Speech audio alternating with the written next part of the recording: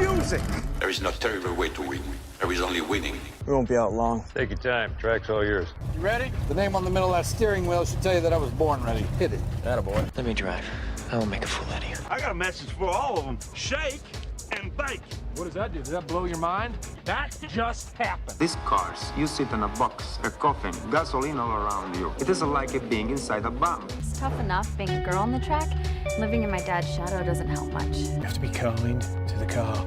You feel the poor thing groaning underneath you. No race was ever won in the first corner. I'm gonna give you an engine, low to the ground, extra big oil pan will cut the wind from underneath you.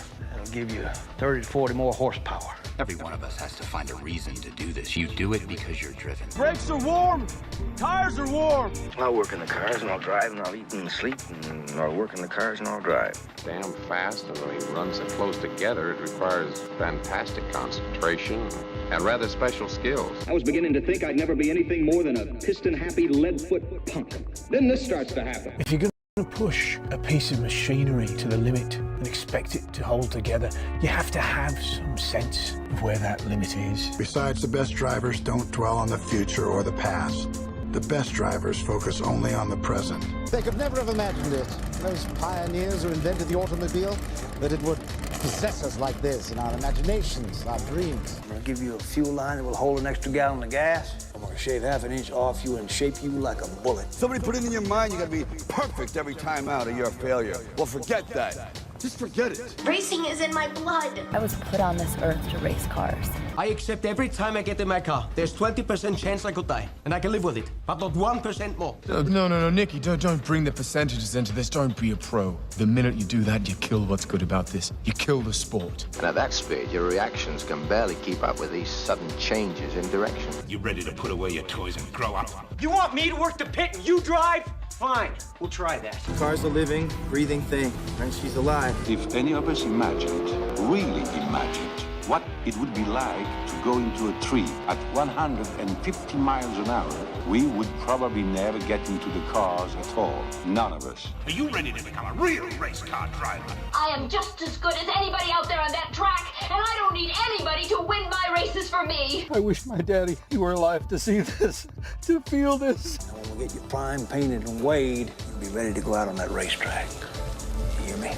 You're gonna be perfect. You don't understand what happens, do you? They make 10,000 cars, they make them exactly the same way, and one or two of them turn out to be something special. Nobody knows why. When I won it was probably the last time I ever felt pure victory. So it has always seemed to me that to do something very dangerous requires a certain absence of imagination. Because I'm quicker than all of you. Soon you will know what it is like to be defeated by the hands of somebody who is truly better than you. The only thing to do here is to drive just as fast as you know how and hope your car doesn't break. And if you no longer go for a gap that exists, you're no longer a racing driver. If you ain't first, you're last. There's 40 other vultures out there who managed to finish the race on their tires. You see Darrell Waltrip using up his tires? There's nothing I can't do with a race car. But hell, isn't that what we're in this for? To stare death in the face and to cheat it? Come on, there's nobility in that. It's like being knights. Sometimes you could swear the whole thing's falling to bits. No pressure, nobody breathing down my back, just driving because I left it pure. On the other hand, I suppose potential problems are in the back of your mind all the time. So in many ways, I feel responsible for what happened. And You were, but trust me, watching you win those races while I was fighting for my life, you were equally responsible for getting me back in the car. You're so lucky. Sit there all closed in by machinery and bolts, precise things. There's hardly any room for you. It must be a nice, safe feeling. Yeah, you gotta learn to trust something. Might just as well be the seat of your pants. A lot of people go through life doing things badly. Racing's important to men who do it well. When you're racing, it's life. Anything that happens before or after, it's just waiting. We can drive. We can drive beyond the limits of the tires, the engine, the car, anything else. look out there. Out there is the perfect lap. No mistakes. Every gear change, every corner. Perfect. You see it. I just hope when you do, that I'm there to see it. Ask any racer, any real racer. It don't matter if you win by an inch or a mile. Winning's winning. But it isn't just business, is it? What we do, it's passion, love, which is why we're prepared to risk our lives for it. Racing. That's the name of the game, isn't it? Win or lose, put up or shut up. Why does everybody keep telling me what my problem is? That you get so emotional. You would never, ever say that to a guy. If you don't leave your feelings off the track, you're never going to get what you want. I'm a race driver, and I I can win it on my own. Please let me race. Fine. Then let's race.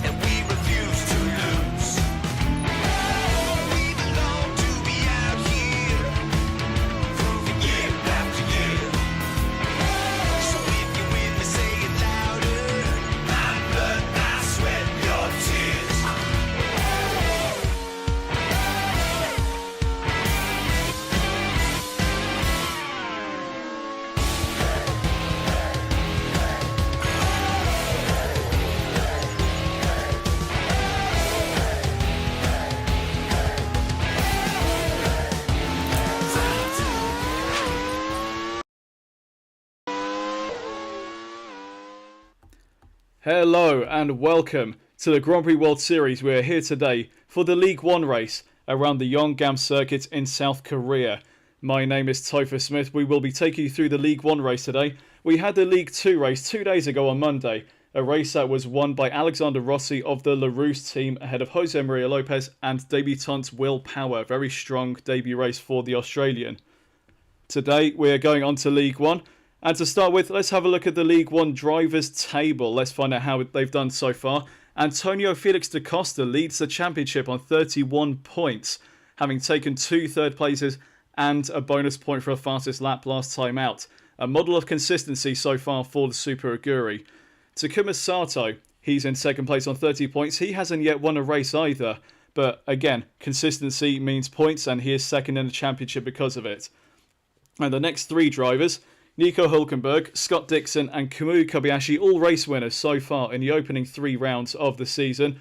1 win apiece, but they haven't really scored points anywhere else so far. They've all taken a win and 2 of them are bonus points at each of the 3 rounds so far, but all of the other races they have retired from. So again, alluding to the consistency of the series for this one. Tom Christensen, after a very strong podium in the last race, is 6th in the championship on 22 points. Then we have Sebastian Buemi in the BAR on 20, on the same number of points as Andre Lotterer in the BMS Scuderia Italia. Kevin Magnussen, 9th in the championship on 16 points, and Kazuki Nakajima, 15th. Both Onyxes within the top 10. Ryan Ferris will be very happy with that one. Going on to the teams. Arrows are at the top on 51 points. 2 victories so far for the British outfit. They are 6 points ahead of Onyx, 45 points for them. Super Aguri, 41 points for them. They have Felix da Costa leading the championship. Not so many points for Robin Frain so far this season. They are 3rd at the moment overall. Simtek, 4th with 32 points. They became race winners for the first time in the Grand Prix World Series, with Scott Dixon taking victory at the second race of the season in Adelaide. Minardi on 30 points, and then we have AGS, BAR, BMS Scuderia Italia and Midland Racing all fighting very closely there for 6th place. And we also have Forti Corsi in 10th place on 13 points. Now, joining me in the commentary box for today, we were due to have Tom Cairns. Unfortunately, he is indisposed at the moment, so standing in for now is Chris Cavaney. Chris, welcome to the commentary box. Hello, thank you for having me. Now, Chris, you've been following the races so far this season. You also have a team in the League 2 standings with Leighton House. Yes. In the race that we had day before yesterday, the League 2 race, your debutante driver, Will Power, took a very impressive 3rd place. How are you feeling right now as a team manager of the Leighton House outfit? Quite happy. I mean, I don't mind as weird as it sounds, I don't mind actually not winning races as long as we get the podiums all the way through. Because, of course, the whole system of the top 3 teams going up and down, I just want to get in that top 3. That's all I'm really caring about, really. If a win comes along, great. I think I've got 2 great drivers. Will Power, I sort of like him in real life. And what he's done now, I love him. I mean, when he wins, and all that. Exactly. Anyway, as you say, Chris, it is about getting into the top 3. That's how it works in the Grand Prix World Series. We have 2 separate leagues, as we've already said. If you're in League 2 and you end up finishing the season within the top 3, you get promoted up to League 1 for Season 3. And then you can fight for the all-important prize of the League 1 Grand Prix World Series title. So all to play for here in League 2. And Chris, we're now focusing on the League 1 race. We've had 3 different winners so far this season. We've had Kamui Kobayashi in the opening round in Taupo. Then we had Scott Dixon taking his first Grand Prix World Series victory in Adelaide. And then a second first-time winner last time out with Nico Hülkenberg winning in Sepang. Today we have the returning driver, Stoffel Vandoorne, on pole. Do you think he can maybe make it a 4th different winner this season? He has a good opportunity to, because the car that he's in, I believe it's Simtek, isn't it? It is a Simtek, yes. Yes, that car looks bigger. Whether it gets to the end or not is another question. Well, as we've just mentioned, Stoffel Vandoorne is a returning driver. We have a couple of driver changes to bring to you for now. One of them is Simtek, as we've just alluded to. Stoffel Vandoorne being brought back in to the Simtek fold by team manager Scott Woodward. He went with Jamie Whincup to partner Scott Dixon in the opening portion of the season. And Whincup, he did score points, but didn't really do enough of a consistent job to convince Scott Woodward to keep him on for the rest of the season. So Whincup down into the reserve role for now. Stoffel Vandoorne back into a race seat. And Chris, he's basically got a point to prove right now, and he's proving that straight away by taking pole position first time out. Yeah, it's very impressive. I mean, you're looking at Jamie Whincup, he finished 7th and then had a retirement and had a 11th place finish. I can see why Scott wanted to switch him out, considering Scott Dixon has a win under his belt. It makes a lot of sense. And Vandoorne right out the gates going, hey, this is my team. Watch out. And it's brilliant. I think it's brilliant. I can't wait to see what happens. And one more driver change to bring you in the League 1 race is at Prost. Jaime Alguersuari, he hasn't been dropped, Chris. He picked up a race ban after the last round in Sepang. That was brought about because he took out not 1, but 2 drivers in that particular race. So the decision was taken by the stewards to drop him for 1 race, and reserve driver Felipe Nasr has been brought in. And looking at my notes here, Chris, Felipe Nasr is down in 20th for his first race in the Grand Prix World Series, but that's 1 position ahead of teammate Pedro De La Rosa. Yeah, it's not looking good at the minute for the Prosts in terms of qualifying, but a race is not won on a Saturday. And looking at Yeongam, of course, the first few corners are after long straights. So I think there is an ability to move up the field, certainly after what we saw in the League 2 race. The League 2 race ended up being a very eventful affair. We had the runaway leader, Scott Speed, actually retiring out of the lead. And one thing we've alluded to many times, Chris, you can have the fastest car on the grids, but having a fast car comes possibly at the cost of reliability. And we've been looking at the car stats for these particular teams, and Simtek, they've locked out the front row. They have a very fast car, but it is also among the more unreliable cars. So it's that fine balance you have to find between the two, Chris. So Scott Woodward's very much going for power, and it's shown with a 1-2 on the grid, but now it's going to be difficult for him to get to the end of the race. That's the beauty of racing, isn't it? You could go for whole ham and then end up cooking it, or you can go slow and steady and win the race. That's the beauty of racing, I think, nearly in all categories. There's so many different strategies that can play out here today. Shall we go down and find out what's what, Chris? Shall we head down to trackside? Yeah, why not? Why not, okay? First of all, we're going to bring you the entire grid for today. As we've already said, it's Stoffel Vandoorne on pole position in his returning race to the Grand Prix World Series. Scott Dixon making it a Simtek 1-2. He'll want to add to his win tally from Adelaide. Nico Hülkenberg, the winner in Sepang, will line up third alongside Robin Frains. Then we have Takuma Sato ahead of Andre Lotterer on row 3. Sebastian Buemi and Jean-Eric Verne is an all-BAR row 4. Jean-Eric Verne, the reigning champion of the series. Season opener winner Kamui Kobayashi on row 5 ahead of Simona Di Silvestro. A very good job from her in qualifying. Then we have Paul Di Resta and Antonio Fix da Costa, the championship leader, on row 6. He's all the way down in 12th place. Then we have the AGS of Kevin Magnussen alongside the Midland of Thiago Monteiro. Jos Verstappen and Kazuki Nakajima make up row 8. Brendan Hartley, the vice-champion of Season 1, disappointing on row 9 ahead of Pietro Fittipaldi and the BMS Scuderia. Marco Andretti, not a good job in the manner for him either. Manor having a nightmare qualifying session. Nasser, the replacement for Alguersuari, he lines up in 20th on the grid ahead of teammate De La Rosa. Alex Albon in the second AGS is 22nd, ahead of Mika Salo, Tatiana Calderon, Tom Christensen, a podium sitter this season already in 25th, and Jeff Gordon propping up the field in 26th. Now, Chris, really, we should have had Brendan Hartley propping up the field in last as he received a back-of-the-grid penalty at the last race. But the Manor team racing under appeal today, so Hartley is not taking his penalty as they are racing under appeal. It might be applied to the next race. Could well be. So they're going to take all that they can, albeit they're starting near the back anyway. That's how it goes. So we'll have to wait and see how this one pans out. We are ready for the start of the League 1 race here at Yeongam. It's a Simtek front row. Stoffel Van Dorn ahead of Dixon, and it's lights out and they are away. It looks like Van Dorn has got himself a good start from lead, but Dixon possibly having a better start there. He does indeed. The second phase of the start going really well there for the Kiwi, and Scott Dixon gets himself up into the lead of the Yeongam Grand Prix. Andre Lotterer trying to go down the inside there and being chopped off there by Dixon. Actually, Van Dorn's gone back around the outside into lead again, and Hulkenberg is into second position. There's a little bit of argy-bargy there. Robin Frame's getting past what I think is Diesel Festro there in the MasterCard Lola. So a little bit frantic down in the first corner, but it looks like they're sorting themselves out, and no carbon fibre flying from what I can see. But Van Dorn, having initially lost the lead off of the line, goes back around the outside of his teammate and gets through into the lead.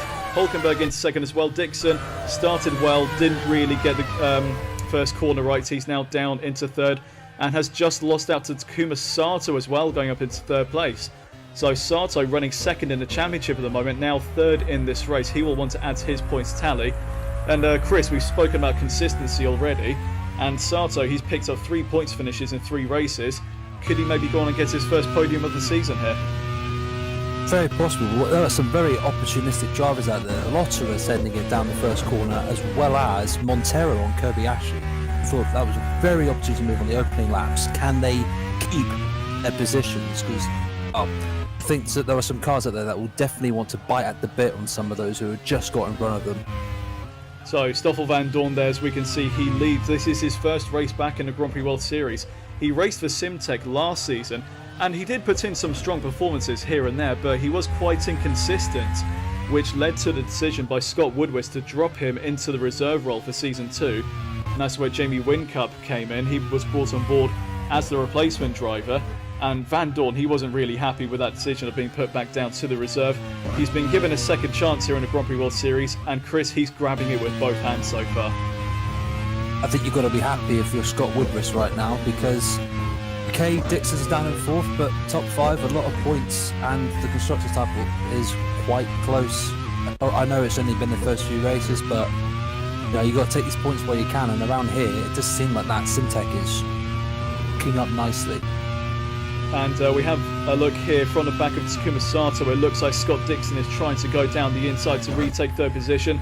And we've cut away to Van Dorn just at the wrong time there. But looking at the graphic, it looks like Dixon has indeed made the move stick. And yes, you can see at the back there, Scott Dixon back into third position. And Scott Dixon, he's been one of the stars of the season so far. He's been in positions to win at almost every race so far. He did pick up a win at Adelaide, the massively attritional race that we had, where I think it was only 7 classified finishes in that one. I'm just trying to check my notes here.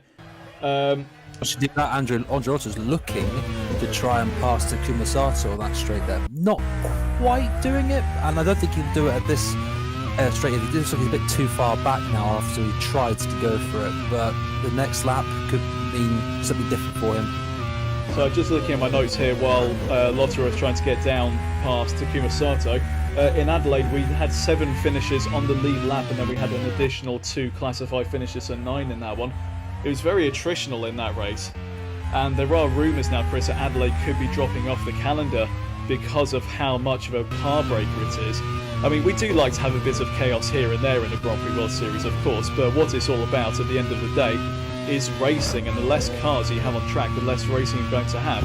So if we have these circuits that are going to be car breakers, maybe not necessarily the best idea to have on the calendar. Yeah, but as iconic as Adelaide is, you can think of all the Grand Prix in the past. You are right, it's a race which seems to be attrition, the word that sort of teams with Adelaide in this aspect. I mean, yeah, we like racing, but we don't want people to be in positions because of DNFs. Do I have to hint at Formula E at the weekend? You know... Let's not get onto that here, Chris. Yes, my apologies. But whilst this is happening, Van Dorn has taken out another 2/10, making the gap extended. My apologies on Hulkenberg. Well, Hulkenberg seems to be in the grasps of Scott Dixon by the looks of things. So in that last sector just then, Van Dorn did pull out a gap of 1.3 seconds. Robin Frains going on the inside of Da Costa there. And Da Costa, where has he come from? As he started in, where did he start? He started in 12th position. And he was up into 6th position just then before losing out to Robin Frain. So completely under the radar, the championship leader, Antonio Felix da Costa, there he is, going from 12th up into 6th position. And this is exactly the sort of thing you're going to have to do if you want to end up winning this championship. So if you remember back to season 1, Chris, we had Jean-Eric Vergne winning the championship. And he did pick up, I think it was 4 wins across the course of the season. But what really won it for him was just his consistency. I think he scored points in... I think maybe all but 1 or 2 races last season, so he was always there or thereabouts. And what we were saying about Scott Dixon, he's always been there or thereabouts so far this season, but unfortunately he's only had 1 actual finish. He's retired from the other 2, but that 1 finish, it was a race win. And Dixon is looking threatening again here today. So we keep saying it, Chris, but this is a championship where you can build yourself the fastest car, which Scott Woodward has done. He's got one of the most powerful engines on the grid. But at the same time, you need to make sure you can finish races and be up there within the top 10. Agreed. And also looking at Felix da Costa. Oh, a bit of a moment there for Tom Christensen. Sorry to cut across you there, Chris. Christensen getting it all wrong as he goes into the middle sector. We're going to get a replay of that here. Not sure if there's a problem for the Dane. It might just have been a driving error, so we're going to have another quick look at it here. And coming into the left-hander, yeah, he's just got it all crossed up. Coming into there, he gets onto the grass, a bit of a half spin there, and he has to let the traffic go. Down in now last 26th position. So Tom Christensen, he finished on the podium last time out in Sepang, and Sepang wasn't really that much of an attritional race. He was just on the pace, and the team had a good strategy as well. The Minardi team led by T. Potts this season. So Christensen, he does have the speed under him, but at the moment not really the consistency either. So that's 2nd place in Sepang. A bit of a one-off performance at the moment from the Dane, and this isn't really going to do the rest of his Yeongam Grand Prix any favours, is it, Chris? Oh no, I mean, he finished 2nd last race, and he's qualified 25th this weekend. His teammate, do you argue it's better in 15th? They're not exactly in points starting positions, are they? I mean, he's not exactly lost many positions, going from 25th to 26th. The only way is up. No offence to him. Well, we'll have to wait and see how the rest of the race goes. We are only on lap 4 out of 41. We're about a 10th of the way through this race. Stoffel Vandoorne now has a gap of 2.8 seconds. And one of the things we saw in the League 2 race was the differing fuel strategies that people went on. We had some drivers on the one-stop strategy and others on the two-stopper. So with Vandoorne, we know that he is a fast driver, but if he's pulling away that easily from Hulkenberg, that suggests to me, Chris, that maybe he's on a two-stop strategy, whereas Hulkenberg, who we ride on board with now, he might just be on a one-stop strategy. Yes, if you are to do a two-stop strategy, you're looking at pitting roughly around lap 15, 16. If you're doing a one-stop strategy, you're looking at pitting around lap 20, halfway through the race. Yeah, that speed could be as a consequence of having less fuel. I don't think we'll find out, if I'm honest with you, until they do come in. If Vandoorne were to be on a two-stopper, we've got to look about another 12 laps time. So the order as it runs, as we are halfway through lap 4, Stoffel Vandoorne, there he is. He leads by 3.1 seconds over Nico Hulkenberg, our latest new Grand Prix World Series winner. Scott Dixon runs in 3rd place, and we have Takuma Sato in 4th ahead of Robin Fraines in 5th. Lotterer has now got past Da Costa, so Da Costa, he had a great start to this race, but now seemingly falling back through the order again. Jean-Eric Verne, our reigning champion, is in 8th place, 10.5 seconds off the lead of Van Dorn. Kevin Magnussen running well in the AGS in 9th place, and Thiago Monteiro, who was brought in as a replacement driver for the season actually, he's running in 10th at the moment. So with the Midland team, which is headed up by Michael Gillespie, he initially started the season with Paul di Resta alongside Nicola Larini. And after just one race, Chris, he took the decision to drop Larini. He just really wasn't on the pace at all. He decided to go with Thiago Monteiro instead, and so far that has been paying off.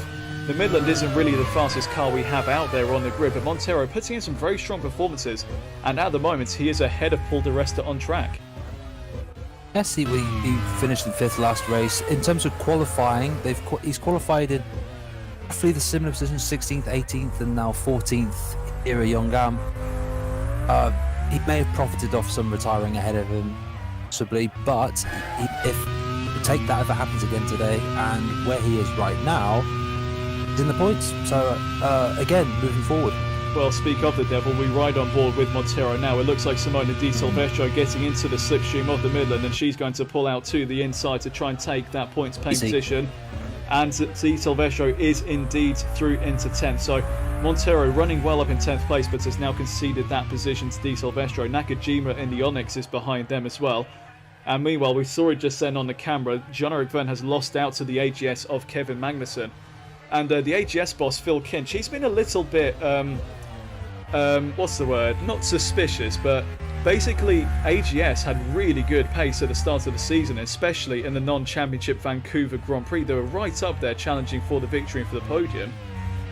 But since then, they just haven't really had any pace, and I think Phil Kinch completely justified in his suspicions there. They were fast at the start of the season, but since then, points have been a little bit more difficult to come by. But Magnussen, checking my notes here, he's qualified in 13th position for today, and he's now up into 8th place, so seemingly with better race pace. And Buemi trying to get down the inside of Nakajima there, the BAR having a look there.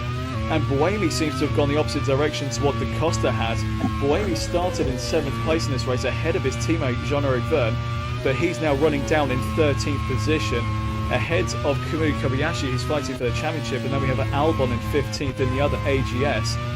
So there's been a lot of shuffling of position here so far, and we're now riding on board with Di Silvestro.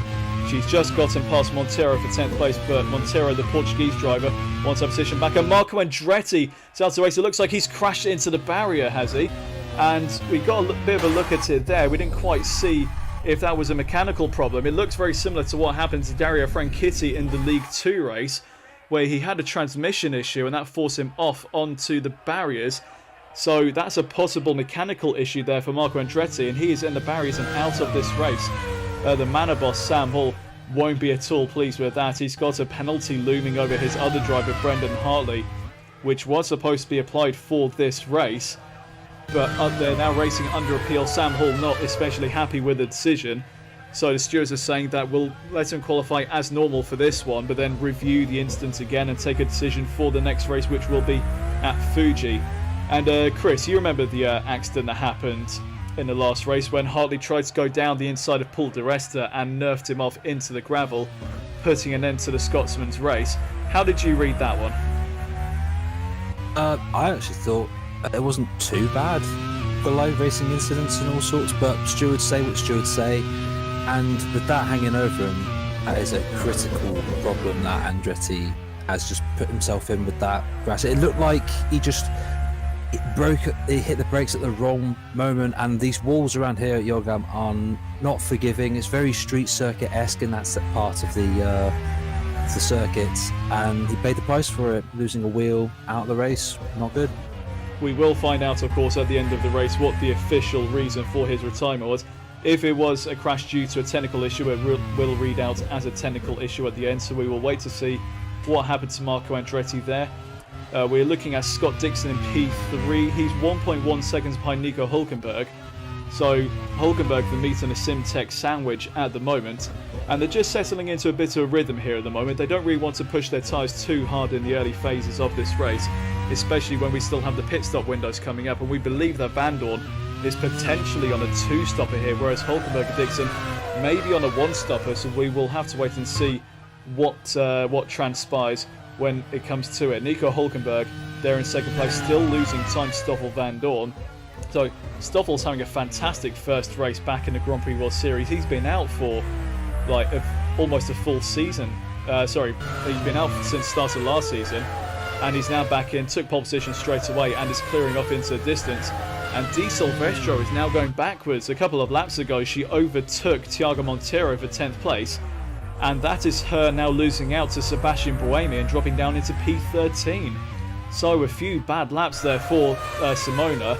The team principal Anand Shah of the MasterCard Lola team not going to be particularly happy with that. Simona qualified very well for this race. She qualified in P10. So a fantastic performance from the Lola, which didn't really have the power over the opposition. Alan Shell deciding not to put any upgrades onto the car after the following race. And there is Di Silvestro trying to get back past Buemi again, but that's going to ruin her momentum, and she's now under fire from Kamui Kobayashi. So Di Silvestro, the Iron Maiden, or the Swiss Miss, depending on what nickname you like to give her, she's going backwards in this race. Could be just because she's on high fuel. After all, we don't know exactly what fuel levels they are. For all we know, all the other drivers around, Mike Montero, Kojima and Buemi, who just passed her, could be on the 2-stop window, and she was just holding them up. And she just has to run her own race. If it is the case that she's on a 1-stop strategy, she needs to run her own race. Don't listen to any subs, and just see what she can do from here on in. It's the same with all the other drivers. They do not really want to get held up with what they're doing, certainly. What is interesting is that Dixon, within a second of Hulkenberg, if he can get behind Hulkenberg on that, I believe is a 1 kilometre long straight around this anti-clockwise circuit at Yeongam, if he could get just in that slipstream, could be back to being a Simtech 1-2. So we're looking at the YouTube live chat for this one. You can get in touch via the live chat, leave us a comment.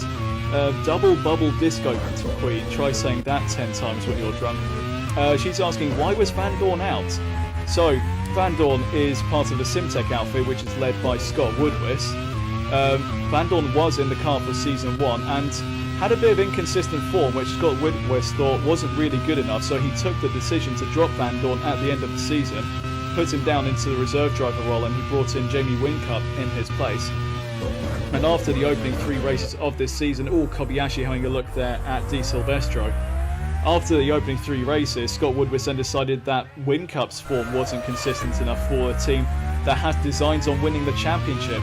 So he took the decision to put Van Dorn back into the car, just basically to re-evaluate him. And so far it's paying off for Scott. Van Dorn took pole position for this race and now has a very comfortable lead of 5.4 seconds over Hulkenberg, who we are looking at right now from the onboard camera of Scott Dixon. Dixon trying to put pressure on the arrows there. Hulkenberg became our latest Grand Prix winner. Last time out, he finally got his first Grand Prix victory. After an absolutely incredible performance at Sepang, he led home Tom Christensen and Antonio Vix da Costa in that race. But he's now coming under pressure from Scott Dixon, who he himself took his first Grand Prix World Series at the round before that at Adelaide. It was a very attritional race, as we've already said. But I feel so, Chris, that race in Adelaide, despite the fact that there were hardly any cars running at the end, Scott Dixon was the one who still deserved to win that race. If you want to finish first you must finish. Does any more need to be said, really, about Adelaide, really? You know, getting it to the end thing. And look at him right now, right under the gearbox of Nico Hulkenberg. I could tell this is going to be a pass into this first corner. You just watch. If I'm wrong, I owe you a drink. Well, we will wait to see how this one pans out. So they are coming down the main straight now. Dixon is in the slipstream of the arrows, and he does indeed pull out and is trying to get down the inside to go into second place. It looks like he is going to have the braking zone. He's going to have the inside line. And Scott Dixon, indeed, Chris, absolutely calling it right. Dixon through in second position. And look who's right behind them now. So through them battling and costing each other time, Robin Fraines is coming into the picture as well. And he's up into P4. Now getting into the slipstream of Nico Hulkenberg. So Fraines may be challenging for a podium here. Now Fraines, he was brought in mid-season in Season 1 as we have our first pit stop with Mika Salo coming in at the start of lap 9. And Fraines having a look down the inside, and no, Hulkenberg chops him off. He shuts the door clean there on the Super Aguri.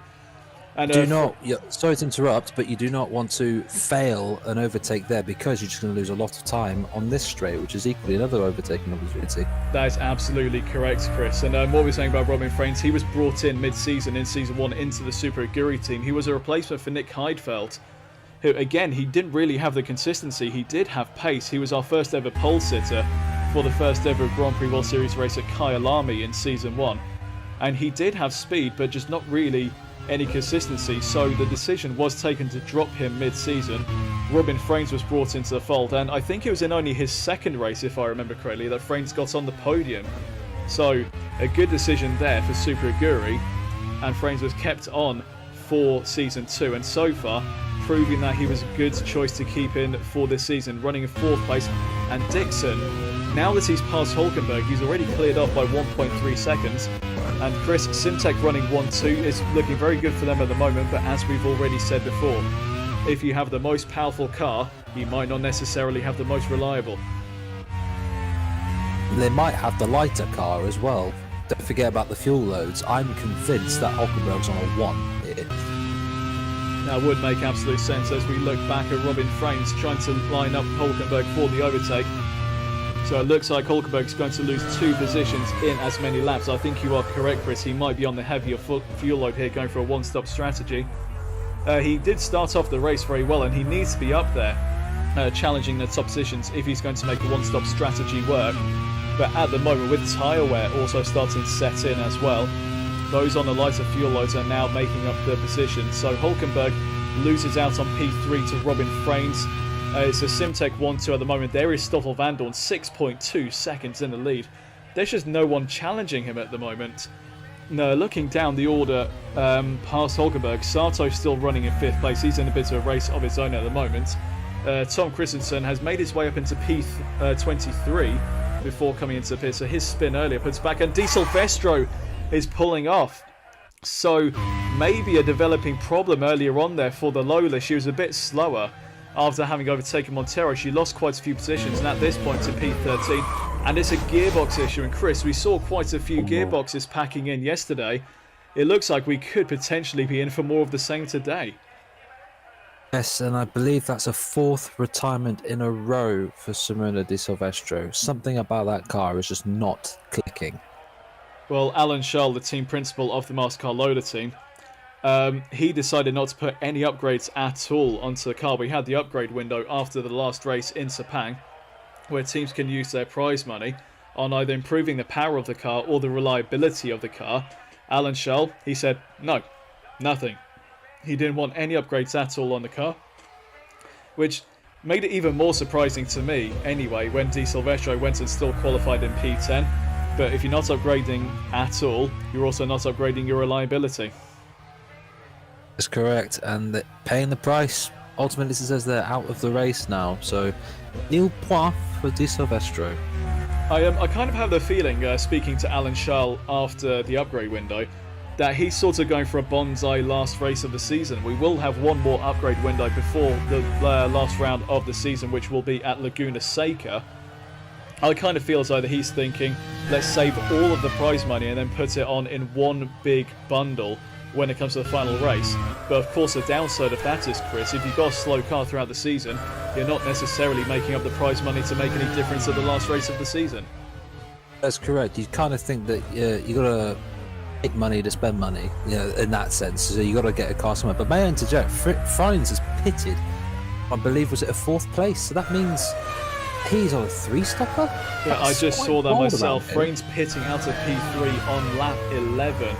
So if I may say, like, if that's because of an issue that we haven't seen, then fair play. But if that's a legitimate strategy of 3 stoppers, that's quite bold, especially when he was that many seconds behind the Simtek and he's doing a 3-stopper. I'm not so sure about that, especially with the traffic he has to go through.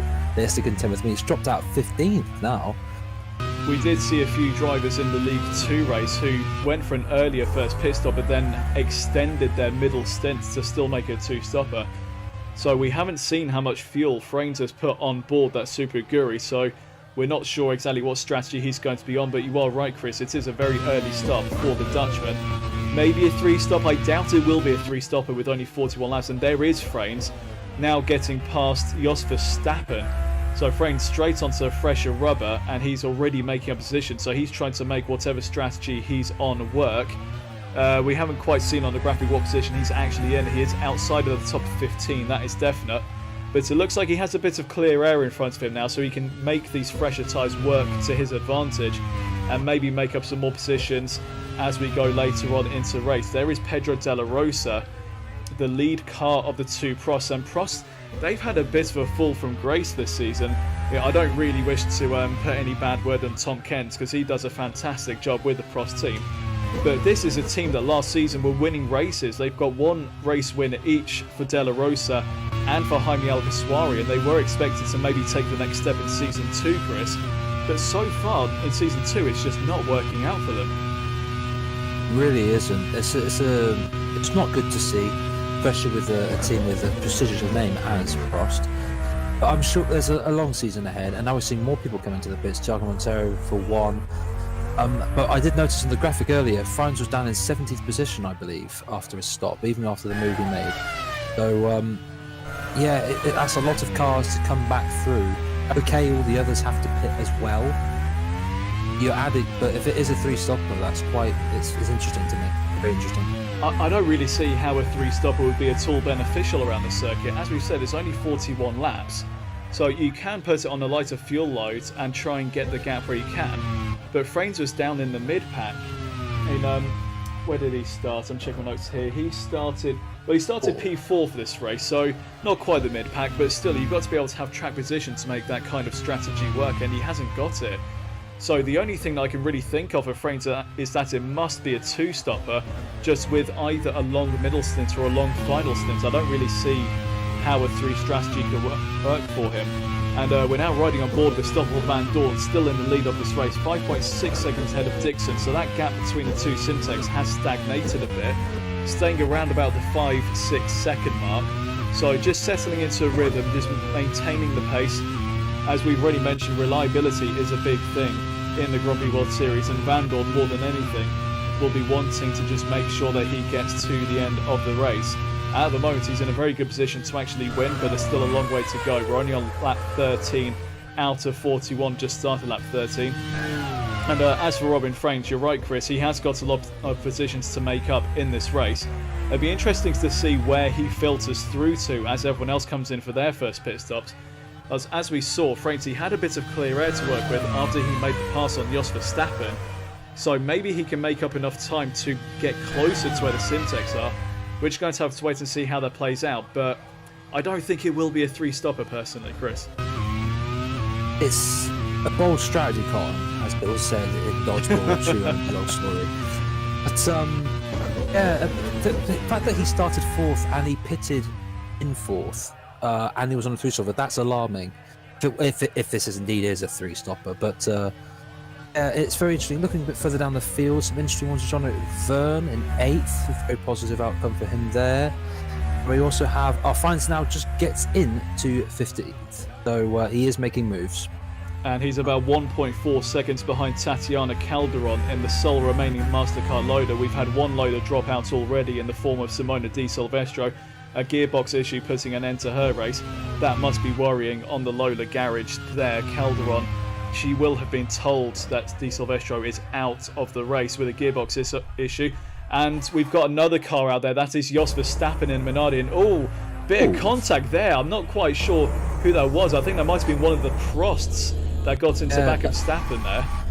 Cheeky ram up the backside there. Who was that then, I wonder? I think that was one of the Prosts. And judging by where the two drivers were respective of each other, Nasser, I think, was the second of those cars, so I would guess it was him. We'd have to go back and have a look at that later on.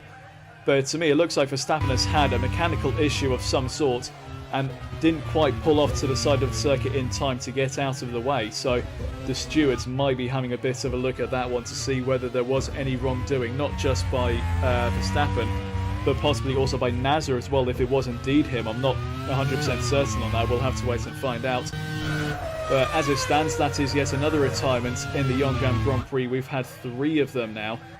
And there is Nico Hülkenberg in 3rd place. He wants to add to the win that he picked up at the last race in Sepang. Stoffel van Dorn, he'll want to make it 4 different winners from 4 races. And we're starting to get a little bit of a streak going on in both leagues here, Chris. Not that I want to go and jinx that now, but in League 2, we've had 4 different winners across the opening 4 races of the championship. The first round of the season was won by Callum Eilert in the Rousse. Then we had Adrian Sutter leading home 6 finishers in Adelaide for his and HRT's first victory. Roman Grosjean then got the job done in Sepang for the Pacific team, and then in the League 2 race on Monday, Alexander Rossi making it 2 wins for the Rousse, but 4 different race-winning drivers. And so far this season in League 1, Chris, the opening round of the season was won by Kamui Kobayashi in the Arrows. Then we had Scott Dixon in the Simtek. Then Nico Hülkenberg in the Arrows. Are we now maybe going to get a second Simtek victory, but this time at the hands of Stoffel van Dorn? I'm going to refer that to the new person in the commentary box now, Tom Cairns. How do you see this?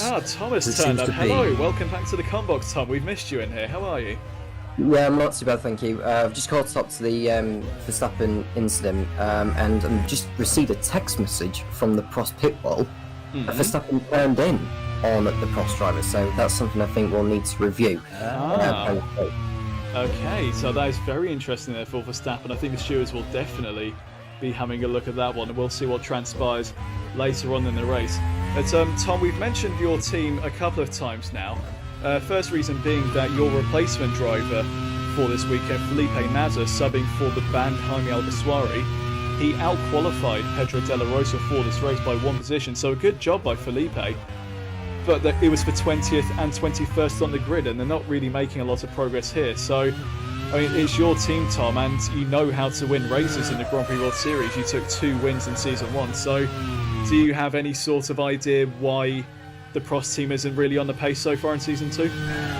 I can only imagine, we're down on brake horsepower in comparison to a lot of the field, but the field are probably have less reliable cars than what we have. But I think, judging by what we've seen in the opening 4 rounds, we just don't seem to have a car that's quick enough at the moment, and given our position in the team standings, we're in perilous danger of being relegated, which is not what we want, considering where we finished last year. So we just got to rebound from this and actually go again. But the thing is, the next upgrade window is not until after the 6th race. So we just got to make do with what we've got and let's go for a gamble next time. And I have to say, very good job so far from the Simtek team with Stoffel van Dorn and Scott Dixon 1 and 2, because I remember, do you remember in, I think it was Selangor or Shah Alam in Malaysia last season, they were running 1 and 2, and I think they ended up having only one of the cars home in 2nd place. Well, they're looking very good to get 1 and 2 here, which will most definitely do their championship chances no harm whatsoever.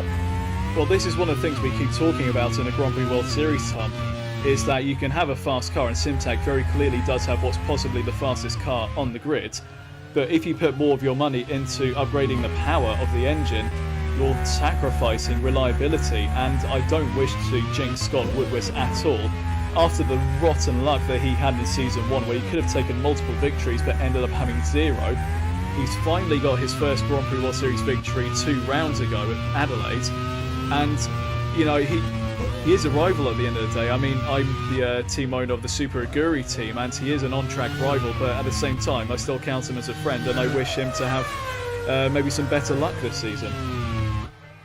For sure, and it's been a brilliant season so far for Nico Hülkenberg in particular. I mean, Emma Butler will be very pleased with how he's done, including his race win last time out in Malaysia. And Kobayashi up in 9th place, sort of thereabouts, but let's not forget, Kobayashi has won in Topher as well, so both drivers in the Arrows team have won a race so far this season. Emma Butler's team looking very good to be challenging for the title this year, but the same can't be said though for Hosband's team at BAR.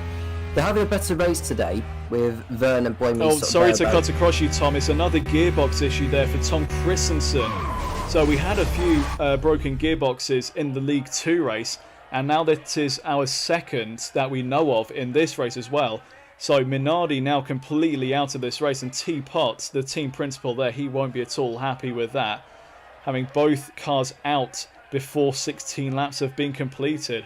So Tom Christensen, he was one of the heroes of the Sepang Grand Prix. He finished 2nd there, and that wasn't a race of attrition like Adelaide was. That was pure merit for the Dane. Mr. Le Mans himself, a 9-time winner of the 24 Hours of Le Mans. He's now having a good go at Formula 1 here today, and he's got himself his first podium last time out, but not really doing anything so far. Well, not doing anything anymore in Yeongam with the car pulling off to the side of the circuit there. We had a quick look there at Felipe Nasr down in 20th position. And one of the things that a lot of teams have, Tom, they have their reserve drivers who can stand in when a driver is banned for whatever reason, or they can be swapped into the seats for a stint of 3 races. But Nasr will also have another go at the young driver test that we have coming up later on in the season. That will be at Istanbul after round 8. So Nasr, this won't be the last that you see of him, but if Nasr was performing a bit better in this race, Tom, do you think you might consider him as a full-time replacement for Al-Qaswari? Oh wait, hang on, sorry, hold that question, Tom, sorry. Van Dorn into the pits with an electrical problem.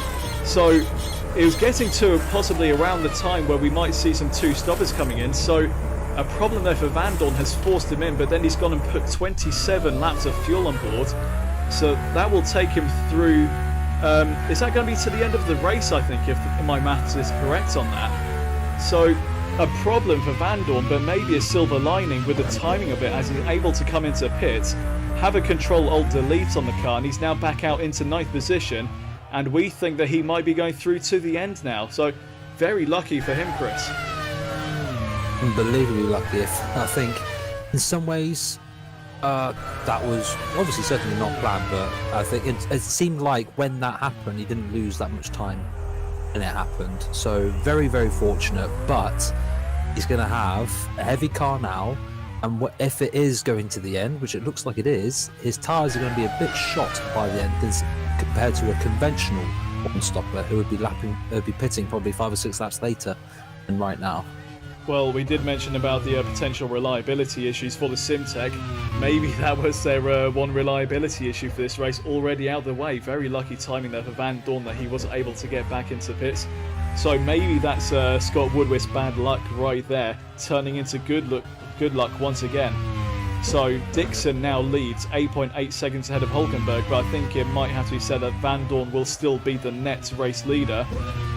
Looking at him in comparison to Robin Frains, who pitted earlier on lap 9, he's come out 2.2 seconds ahead of Frains, so Frains not really challenging for the net lead right now, but Frains potentially on for a podium and maybe at the very least some points. Now, Tom, we were just about to ask you about Felipe Nasr. If he ends up performing well today, which so far not really had the best time of it, but if he were to perform well as Dixon comes in his pit stop, do you think he might have given some consideration to bringing Nasr in full time? Possibly, but we're not going to sort of give him a drive on the basis of one race. You know, Al-Qaswari's done a tremendous job since he came in at the beginning of last season. So, but he's had a tough time of it, but I think Al-Qaswari deserves the right to be in the car again. And remember, he is contracted to race for Prost. Nasr is there just to stand in for him whilst he's serving that race ban. But I'm sure Nasr will get an opportunity, and I would be personally open for anyone to give Nasr a permanent drive if necessary, if they're looking for a replacement. So this will give you an idea of how much time Stoffel Van Dorn lost with that electrical problem. Dixon has come into pits and come out ahead of his teammate. They're now fighting for positions. Van Dorn wants to get back through. Van Dorn will be on 1 lap fresher tyres than Dixon. He wants to try and make that work, but Dixon shutting the door there. Dixon, he wants his 2nd win of the season. It's becoming a little bit of an intra-team battle there at Simtech. So Van Dorn, he lost a bit more time than we thought he might have with that electrical problem and being forced into the pits. So Dixon is now effectively the net race leader of the League One Yeongam Grand Prix. Hulkenberg the actual leader at the moment, but still yet to pit. Same with Takuma Sato in 2nd, and the driver we are now looking at, which is Andre Lotterer in P3. He's 5.4 seconds off the lead at the moment, not really challenging for an actual podium at the moment. And then we have Da Costa in 4th in the Super Guri ahead of reigning champion Jean-Eric Verne. Verne has been a bit anonymous so far this season. Just checking back through his finishes up to this point. So in Taupo, he finished in P18, still on the lead lap, but not really anywhere near the point, so it wasn't the best start to the season for the reigning champion, as Takuma Sato comes in from P2. In Adelaide, Jean-Eric Verne was involved in an accident and retired later on into the race. And in Sepang, Jean-Eric Verne, he finished in P14, so Verne hasn't even got any points so far this season. It's not really been a good start, not just for him, but for the BAR team in general. It's his teammate Sebastian Buemi. He finished second in the League 1 race in the season opener in Taupo. But since then, he hasn't really done too much either. He retired because of an accident in Adelaide. He was one of the drivers to crash out. And in Sepang, he came home in 9th place to add 2 points to his tally. But from the reigning champion team, Chris, you really would expect better from them. Yes, they're currently sitting 7th in the constructors right now. The double retirement in Adelaide was not helpful. I wanted to just come back and say now for the Dixon and Van Dorn, I tell you what, at that section of the race, I bet Scott Wilbers was watching that with his eyes partially covered and he's just not hoping that nothing was happening. But it seems so far that Dixon and Van Dorn, they've done their one-stops, there's lots to go, but I have a sneaky suspicion that Hulkenberg might just get himself back into this, you know, because if he is doing the one-stop that we completely believing, forgive me, he's going to be doing this one stop and he's going to have extra tyres on by the end of the race. So I think he might come back at them, especially at the time that he was at that time behind Van Dorn. He's clawed back because of that issue. So that Van Dorn had. So I think Hulkenberg might just add a stroke of luck with running, getting back in this race. We are on board with him right now. Riding on board with Nico Hulkenberg, who carries on for at least another lap, so he's not pitting just yet, so it looks like he will be on a one-stop strategy as well. The difference being that the other drivers, when it comes more towards the end of the race, they will be on used rubber, whereas Hulkenberg will be on fresher rubber, so maybe Hulkenberg will be able to make that work in his favour, but we'll have to wait and see how that one pans out. Here is Andre Lotterer in second place. He's yet to pit as well. Excuse me. As a reigning champion, John Verne, he pits from P7. Here's Robin Fraint challenging the Simtex. So Fraint, he pitted quite a long time ago actually, and he was right all over the back of Stoffel Vandoorne there. He's lost some momentum through turn 1 and now won't be in the slipstream on the run down to turn 3, but Fraint, he's making his tyres work at the moment, and we're looking at lap times just there before it's flicked back to the intervals. Robin Fraint, he had a faster lap time last time around than the two Simtex. So Fraint, he's got good rubber at the moment, which is up to temperature, but that is going to wear away later on, and Fraint maybe even coming in for another pit stop in this one. There we have 4 retirements. Marco Andretti, the first of them, and then Di Silvestro, she retired with a gearbox issue. Verstappen with a suspected mechanical issue, but we'll wait to see what happened to the Dutchman. And then the second Minardi of Tom Christensen, he is out with another gearbox issue as well. So 4 retirements so far from the League 1 Yeongam Grand Prix. And we now look at Antonio Felix da Costa. And Tom, da Costa, he's leading the championship at the moment with 31 points over Sato on 30. So 1 point in it between those two. But neither of them have race wins to their names. So yeah, not just this season, but in the whole of the Grand Prix World Series. So consistency paying off at the moment. But surely over the course of the season you need to win at least 1 or 2 races if you are going to mount a serious title assault. For sure, and going back to the battle potentially for the, maybe not for the lead, but for a podium position, I'm just looking at Sebastian Buemi's pace in the last lap or so. He's closing on Thiago Monteiro, and should he get by him, he's got a bit of ground to make up on Sartre, and I've got a good feeling that Buemi could be on for a better result here than he had done in the last couple of rounds. Verne's recently just come in for a pit stop as well, so he's done his, I think both of the BAR pit stops have been done by BAR now, so I would imagine that BAR are going to be in for a better result here today than they had in the last couple of rounds. Brendan Hartley getting ahead of Pietro Fittipaldi, who seems to have an issue at the moment. Oh, he's just coming to the pits actually as Pietro, so no problem there. So at least that's one less car for Buemi to get by. And can the BMS Scuderia Italia continue their great start to the season? They have actually been one of the stronger teams going into Season 2. They didn't really do that much in Season 1.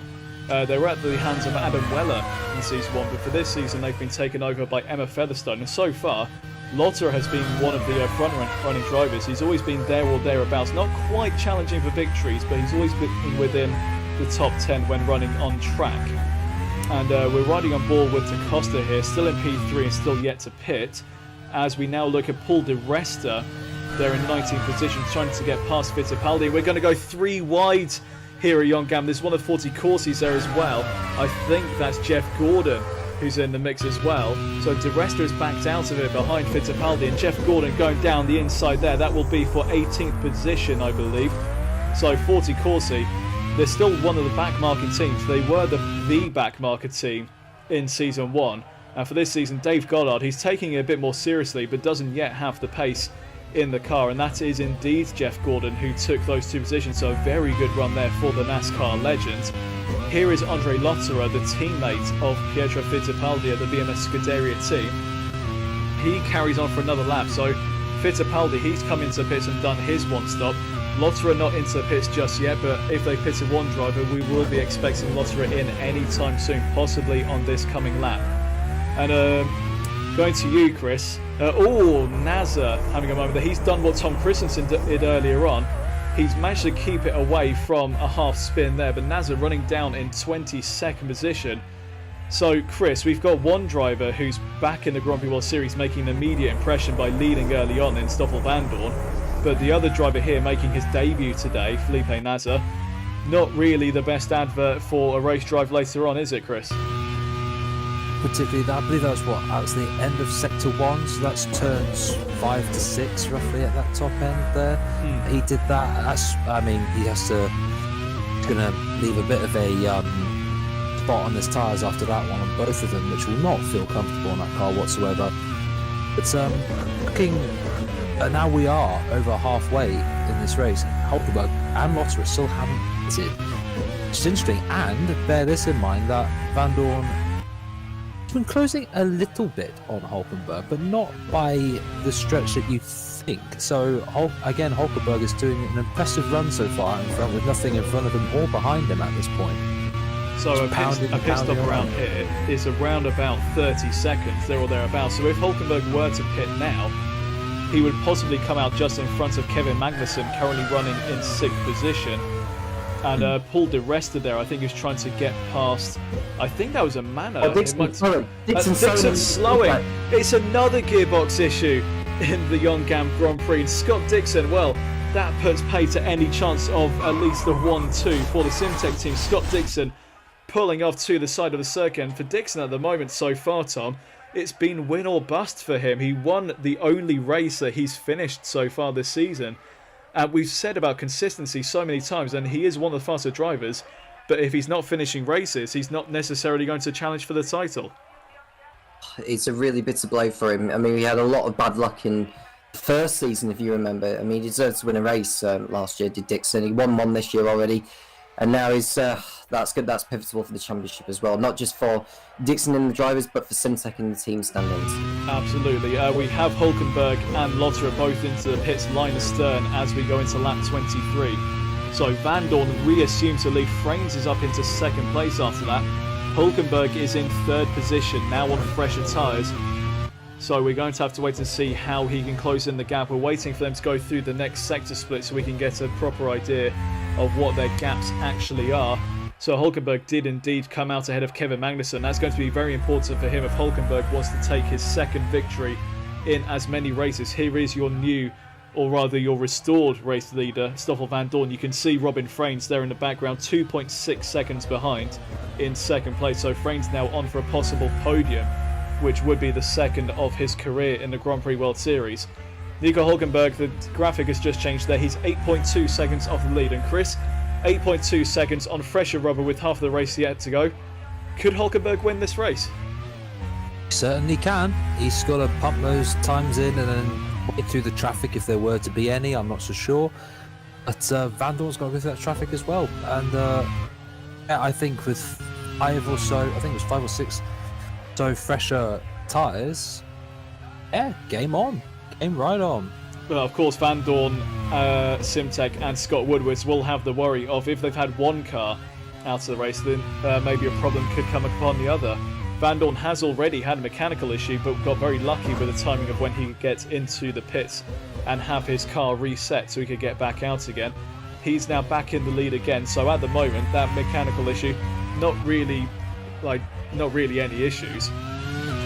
Robin Freins, he's 2.5 seconds behind Vandoorne now. Looks like he might be closing in just a little bit. We'll have to wait and see how it is over the start-finish line. There goes Van Dorn to start lap 24, and as Frains is actually closing in on the Syntax. I remind you that he has got another pit stop to do potentially. Ah, yes, thank you. I That's completely forgot very- about that. Frains does have another pit stop to do, we believe, so he will be on a lighter fuel load. Lotterer now on the fresh rubber himself. He gets past Takuma Sato for P5. And Magnussen in P4, he's having a much better race here for AGS. We mentioned earlier that AGS was one of the better packages when we started off the season at the non-championship race in Vancouver. But since then, they haven't really got any results to write home about.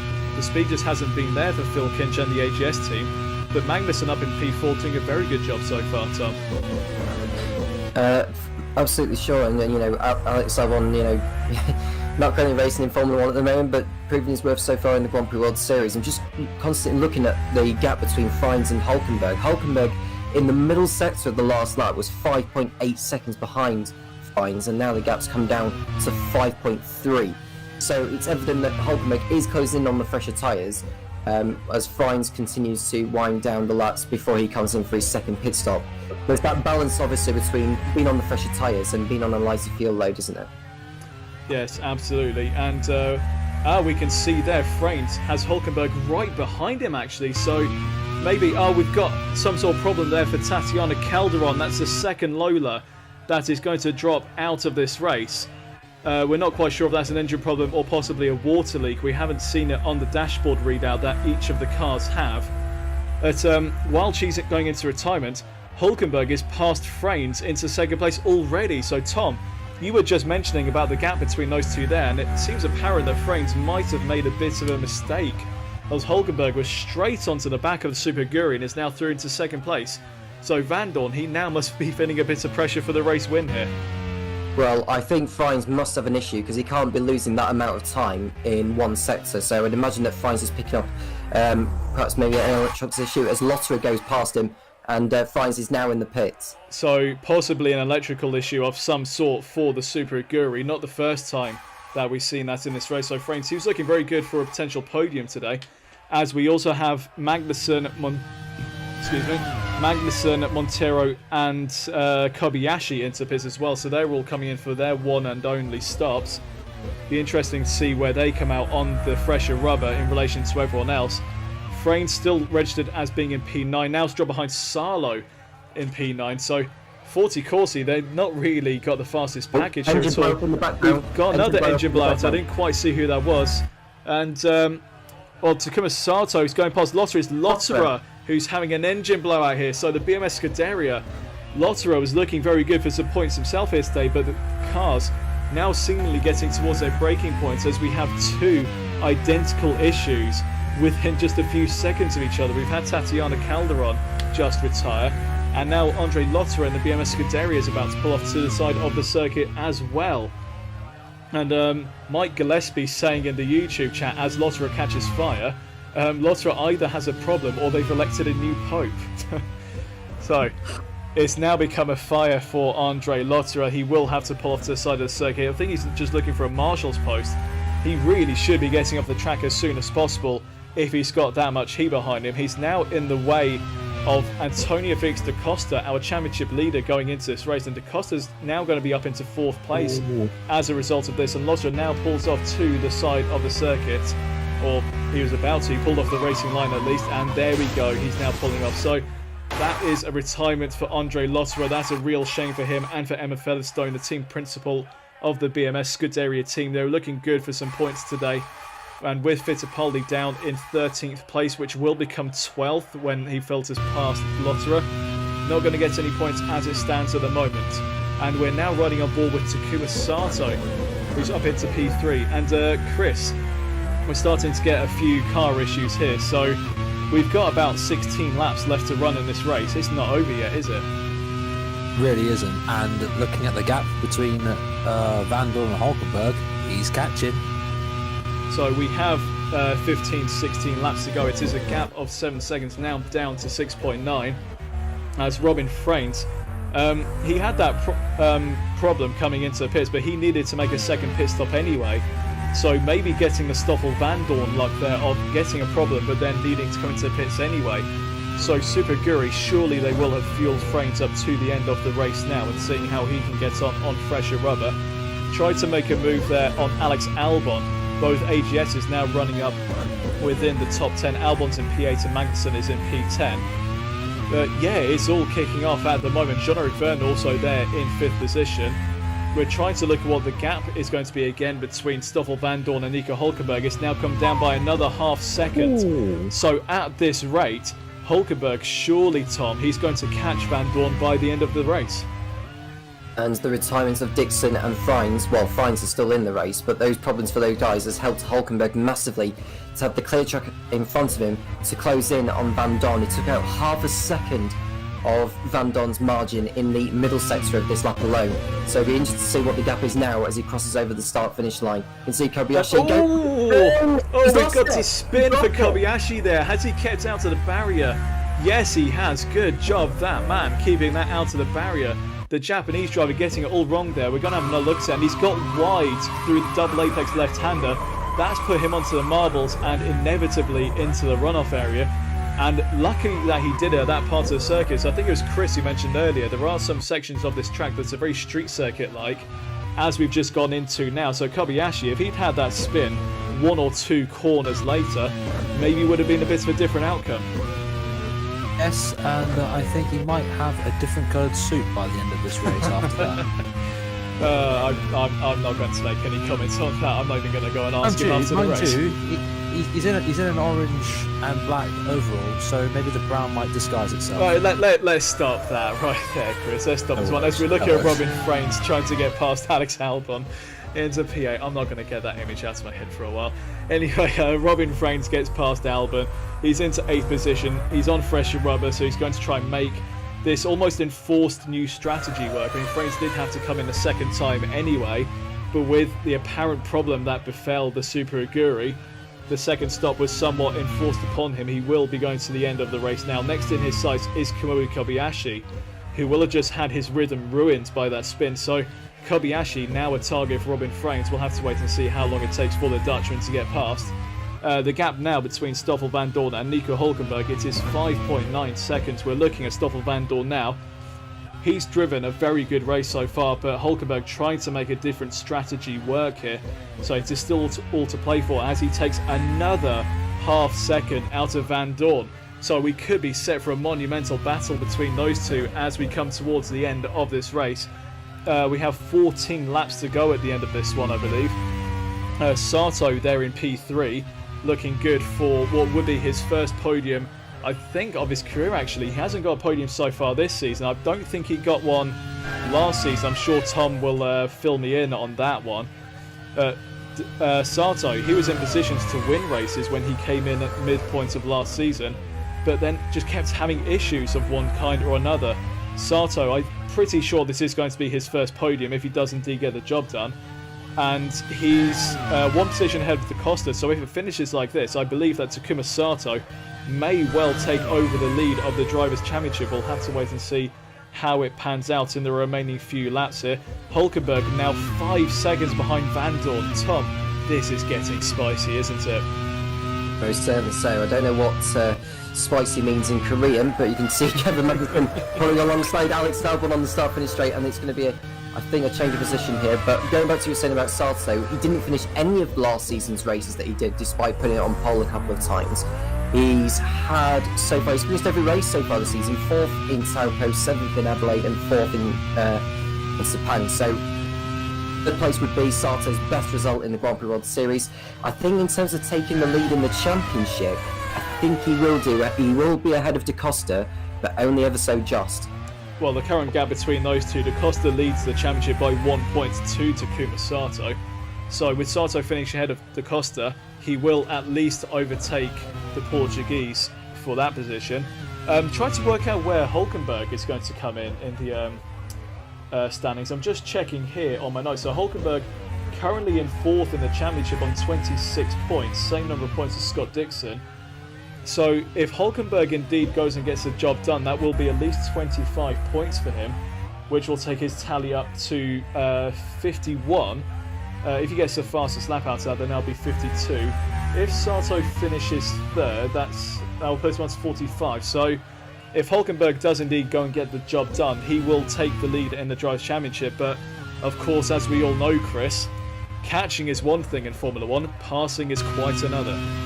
Indeed it is, but one thing I've been looking at these sector times with Hulkenberg and Van Dorn is, in the middle and last sector, Hulkenberg is trouncing Van Dorn, but in the straights, Van Dorn is just eking it out a bit. So when it comes to the time of passing, if it indeed ever gets there, it might be a bit more difficult for Hulkenberg because Van Dorn seems to be like a bullet down the straights.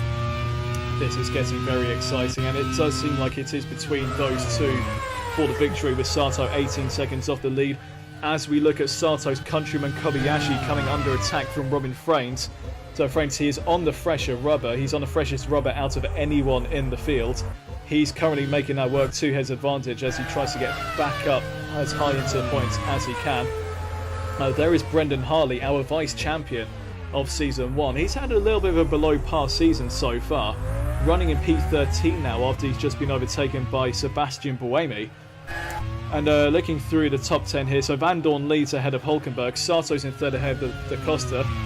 Verne on for his first points of the season. They will be very well needed points for BAR and for Verne. He's yet to score so far this season. He'll want to get off the mark as soon as possible. Hopefully he can bring that back home in fifth place. Nakajima in the second Onyx. At Onyx, they've had a really strong start to the season. They haven't won any races, but they have consistently scored points. And we had Kazuki Nakajima, where did he finish on the podium? He was on the podium in Adelaide, so a good haul of points there for the Onyx team in a race where Takuma Sato also picked up some points in P7. And they've been a little bit below the radar in previous seasons. They didn't have too much to write home about in Season 1, apart from a couple of pole positions for Takuma Sato. But so far for Ryan Ferris and the Onyx team, Chris, it's been a much better start to the season for them. Definitely, I think you can certainly look at this. As long as they get to the end, they'll be fine. And I'm just looking at trying to look at projected points again for you. If things stand as they are now with Hulkenberg, Sato and Da Costa, they're all going to be within 2 points of each other. So it's getting very close after 4 rounds of Season 2 of the Grand Prix World Series. If you're not sure what the Grand Prix World Series is, if you're joining us for the first time, this is basically an underdog championship. It's part of the Retro Racing Managers League that Downforce Radio runs. All of the teams in this, they are teams that competed in Formula 1 but never won a Grand Prix. We also don't have any manufacturer teams. They are all privateer teams, so we don't have Jaguar, we don't have Toyota, we only have the true underdogs of Formula 1. And as for the drivers, they're all drivers who have competed in Formula 1 in an official capacity. So whether they raced in a Grand Prix, whether they took part in a free practice session, they've done a young driver test, for example, as long as they never won a Grand Prix, they are eligible. We're giving them another chance in Formula 1 in the Grand Prix World Series. We run aboard now with Pietro Fittipaldi. He made his real-life Formula 1 Grand Prix debut at the tail end of last season, subbing for the injured Roman Grosjean. And Mika Salo is out, so we've got a late retirement there for one of the 40 courses. Mika Salo dropping out. He wasn't challenging for points anyway. Trying to work out what problem it might have been for him, and it's a suspension collapse. So the left rear on Solo's car giving way as he goes into turn 1.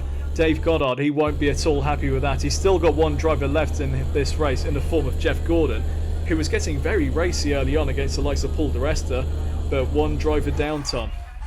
Yeah, a really bitter blow there for Dave Goddard's men. You know, one car out, another still in it, and it's been a really disappointing race as well for the Prost team, with both cars outside the top 15. I mean, this is really proven to be a really bittersome season for Prost, it has to be said. I think it's going to be very much a fight for survival. We'll have to wait and see how that pans out over the rest of the season. Also, the main objective for the lower teams in this championship is not to finish within the bottom 3. If you finish in the bottom 3 teams, you are relegated down to League 2. We are only on round 4 of the championship out of 16. We still have a long way to go here. Paul di Resta there running in 15th position, 2 positions off of his teammate Thiago Monteiro, who came in for round 2 as a replacement for Nicola Larini, who Michael Gillespie felt wasn't a good shout for the entire season, so he's brought in Thiago Monteiro. And here is Alex Albon coming under threat from Sebastian Buemi. So Buemi wanting to get both of the BARs into points and surely getting a run out of the final corner here. He's going to be in the slipstream and get down the inside into turn 1. He indeed pulls out of the slipstream and he's surely going to outbrake the Anglo-Thai down into turn 1 for P10, and indeed he does. So Tom, BAR, they've had a little bit of a bittersweet start to the season. Buemi picked up a podium in the season opener. Points have been a bit more difficult to come by so far for Tom Butterworth and his team. So 5th and 10th, maybe even better than that. That will be a much needed result for the reigning champion team.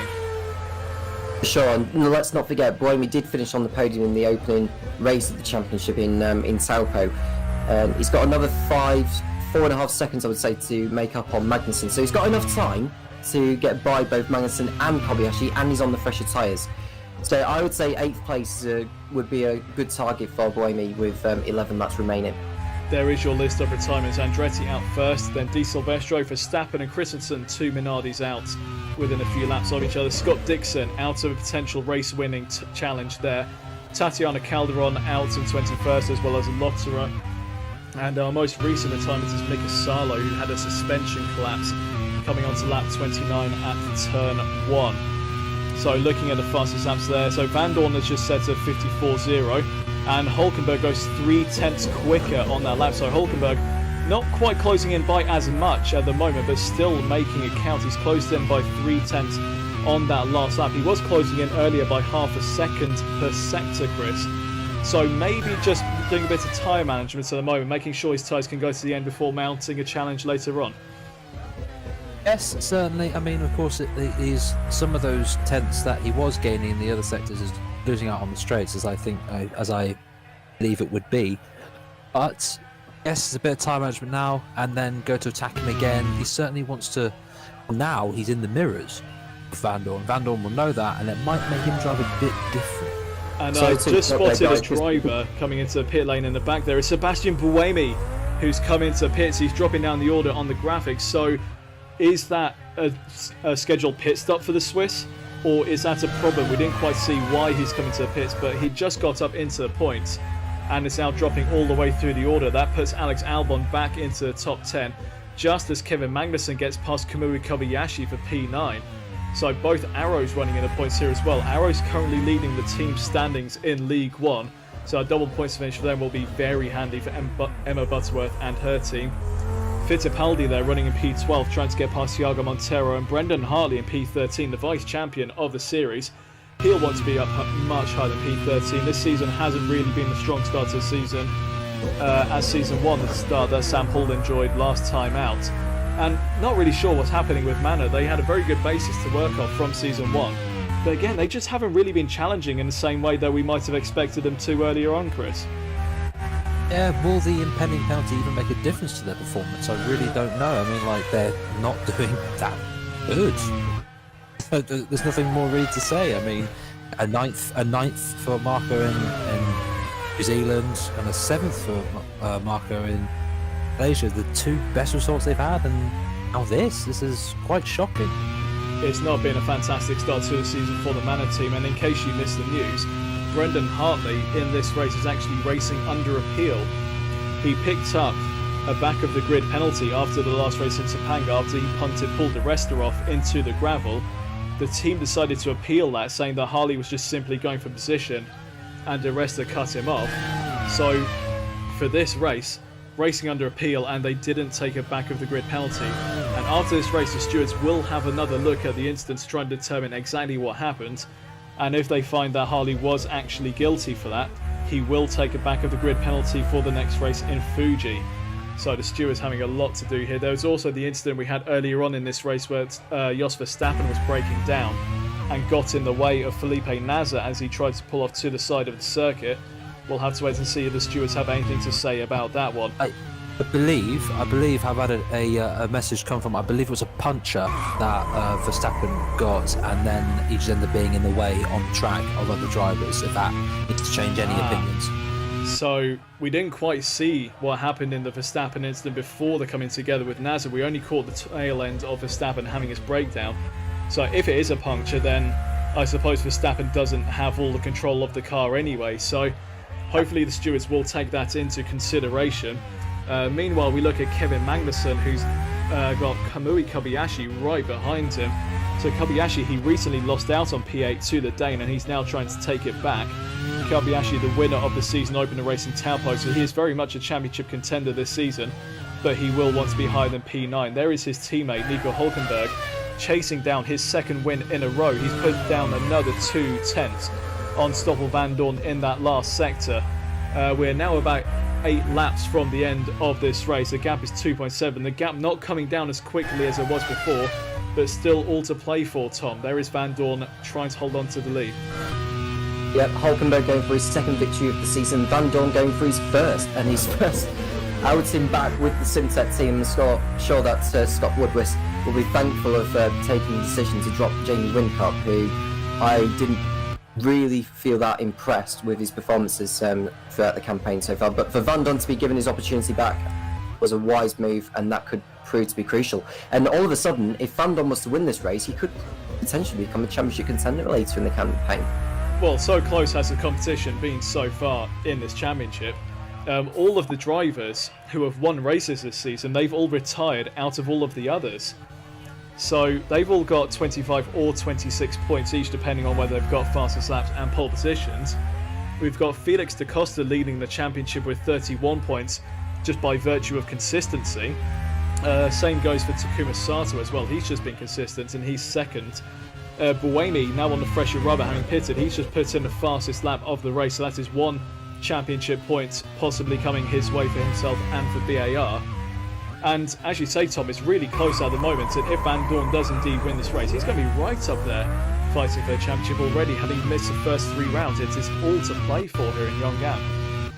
Yeah, we're just looking at a replay of De La Rosa going a bit too deep into turn 3 in the Prost. I mean, it's been another difficult, quiet race, I would say, for the Prost team.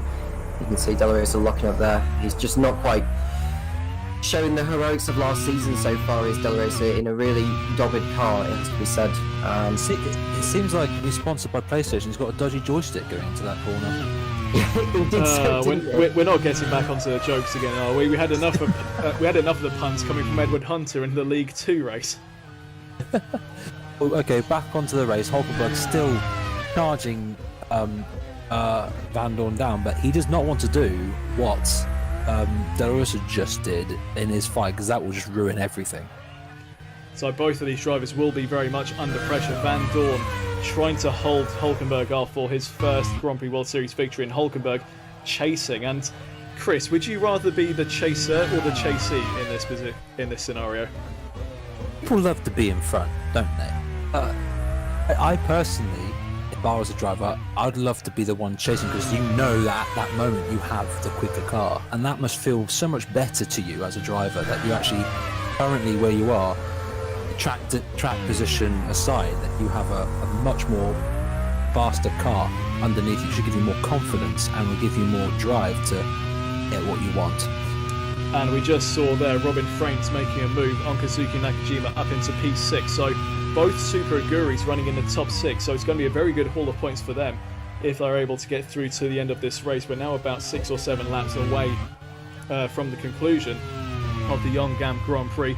2.5 seconds now the gap at the front. This is just tense between these two. It's building up to a bit of a crescendo at the end. And going through the next sector is 2.5, now down to 2.3. So Hulkenberg still closing in. But from him closing in by about half a second per sector earlier on, is now about 2 tenths per sector. So Hulkenberg still closing in and trying to apply pressure on Vandoorne. He's running out of laps, so he really needs to get a move back on here. He might well run out of laps to catch up to the back of Vandoorne and make an overtake. Oh, what I'd say to that is, of course, he is now getting into the window where the air is starting, the turbulent area is just about to meet, whether it be on the straight. Certainly on the straights, he'd be feeling that turbulent and dirty air just that little bit. But in the corners, of course, seeing how close he is going to feel that also. So he's not going to be gaining leaps and bounds like he was, because he's putting himself in that disrupted air roughly right now. That is a very good point. I'm just trying to look at the gap here between Takuma Sato and Antonio Felix da Costa, 3rd and 4th. The gap currently is about 2.5 seconds, and Da Costa, we've been talking about consistency. He leads the championship by virtue of 2 third places and a fastest lap. If he can catch up to the back of Sato, that will be a third P3 in 4 races this season, and that truly is a model of consistency for the Portuguese. But ultimately, Tom, he will be wanting to actually win races rather than just come third every time. For sure, and considering his Formula E performances, I'm sure he would like to replicate that in the Grand Prix World Series. We were just looking at Montero having a little sniff there at Alex Albon. He's determined to get another points finish, really, is Montero. And don't forget, Midland have already had 2 fifth places this campaign. Yes, Midland have had a very strong start to the campaign. Much better than what they were doing last season when they had Ben Johnston at the helm, I believe it was. They've now got Michael Gillespie in charge, and as you say, Tom, they've taken 2 fifth places across the course of the season so far. So not quite the strongest of the teams so far, but they're definitely there or thereabouts in terms of picking up the pieces. So maybe they could be in for a strong season and hopefully avoid relegation as well. That's what a lot of the teams will be wanting out of the season. Not only will they want to be challenging for the title if they can, their main priority past that is staying in League 1. If you're in the bottom 3 teams at the end of the season, you get relegated back down to League 2. So just looking at the lap times between Van Dorn and Hulkenberg. Hulkenberg taking 2/10 out of Van Dorn's lead on the last lap. Got a mistake there for Hulkenberg. Sorry, Tom. We were talking earlier about the pressure on these 2 drivers, and Chris saying he'd rather be the chaser, but the chaser in this particular instance has just made a mistake. We ride on board with him now, coming down into turn 1 on lap 37, and yeah, he's just locked it all up going into turn 1. He gets over the curb, and Van Dorn, he can breathe a bit easier now, but at the same time, Chris, maybe that's just going to stoke Hulkenberg's fire even more as he chases down a Grand Prix victory here. Not going to lie, I think that's the end of the first place race chase, as it were. I think now Hulkenberg screwed it. His tyres are now going to feel very funny. He may catch Van Dorn again, but it looks like the gap is probably at 4 seconds. He's got all the hard work he's put in undone, and yeah, I just think that he's ruined it now. Well, the gap was... Oh, Fittipaldi with an electrical problem here. He is in the last sector of the lap, though, so undoubtedly he will pull into the pits and get that sorted. And indeed, the Brazilian does pull in to the pits. He wasn't going to challenge for points anyway, but that is not a problem that Emma Featherstone and the BMS Scuderia Italian team wanted. And going back to the fight for the lead here, Hulkenberg was down to 1.9 seconds behind Stoffel Van Dorn as he crossed the line to start lap 37. Now down to 3.3, so these next few sectors are going to be very telling between these two. It's 3.3 and it's now down to 3.1, so Hulkenberg's still closing in, but that mistake, surely, Tom, won't do him any favours at all if he wants to win this race. Bar any mistakes from Van Dorn, I think Van Dorn has this covered, to be quite honest with you, because whilst Hulkenberg may be able to get the gap down to under a second by the end of the last lap, it's not going to be enough for Van Dorn to lose the victory. And I'll tell you one thing that may get in the way of Van Dorn a little bit is the back markers, because we haven't seen the leaders come up to the back markers yet, and it'd be interesting to see if Van Dorn will be able to negotiate them okay. He's probably too far back up, probably from the first back marker, which could well be Fittipaldi, who's just come in for his pit stop, or Jeff Gordon in the 40. It is quite a long lap here. Currently the fastest lap of the race stands at a 1:52 from Sebastian Buemi. Buemi himself in 15th place, he's 1 minute 10 seconds off the lead, so back markers maybe not so much of an issue in this race given that it is a longer lap. Hulkenberg has got the gap down to 2.9 seconds as we are on lap 38 out of 41, so he's still pedalling away, he's still trying. Van Dorn's gone through the next sector already, and he's actually put more of a gap in on Hulkenberg, so it does look indeed like Van Dorn is going to get the job done. Hulkenberg will be kicking himself in that arrows for that mistake that he made. He had a real chance to win this Grand Prix and possibly throwing it away with one lock-up down into turn 1. Looking at the gap again between Sato and Da Costa wanting to take another P3 this season, but he's 2 seconds behind Sato, and I don't think he's closing in enough to make any headway into the Onyx.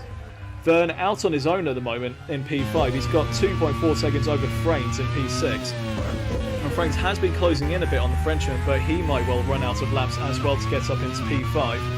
So Chris, we've got some potential as we wind down into the closing laps, but at the same time, it's looking a bit more likely that we could just run out of laps for any more action.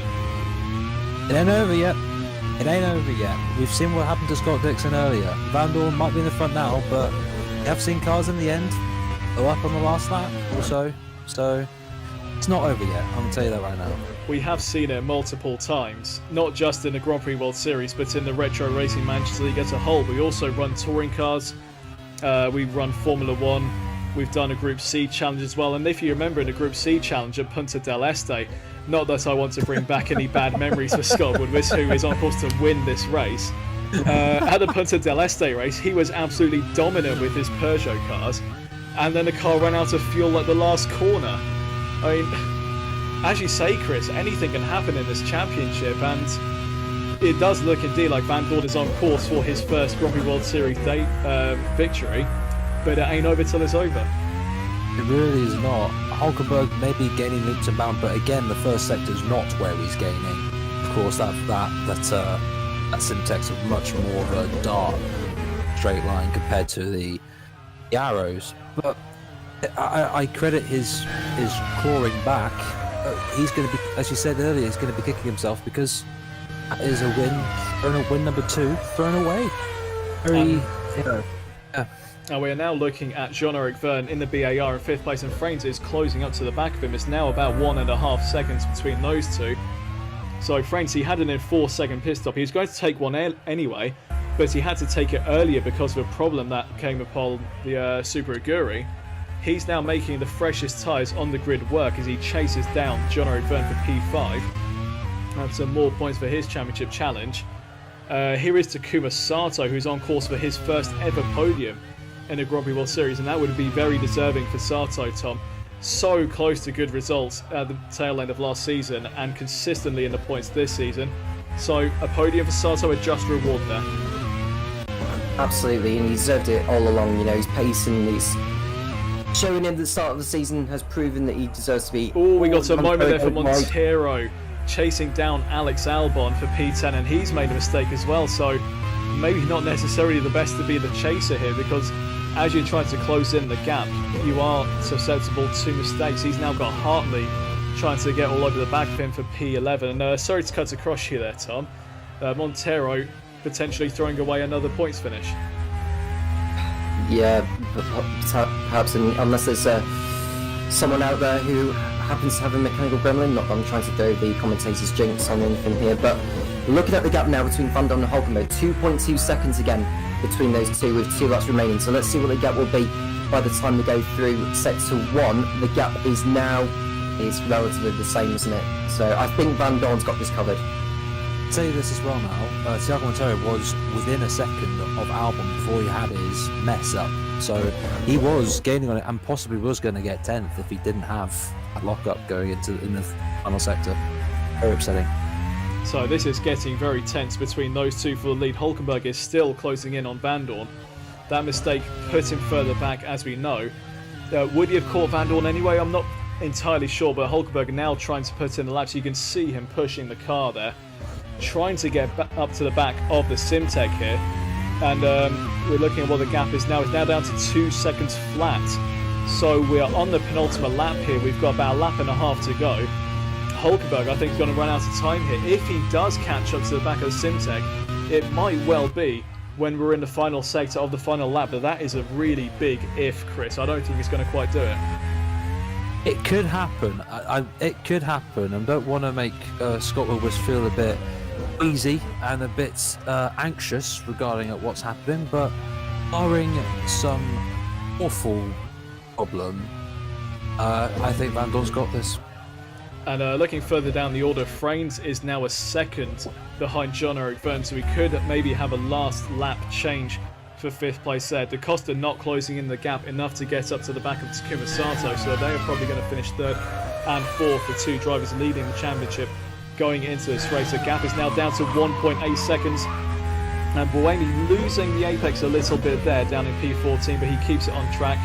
He's not going to be bringing any points home for BAR himself, but Verne up in P5, he will be bringing home some points for BAR, which they really need at this point of the season. and Van Dorn has now put the gap up to 2 seconds as they go into the last lap, and Nakajima going, so it's another gearbox failure on these cars, and Nakajima, he was running in the points. That is going to be a big blow for Onyx and Ryan Ferris. They've got Sato in P3 on for 15 points.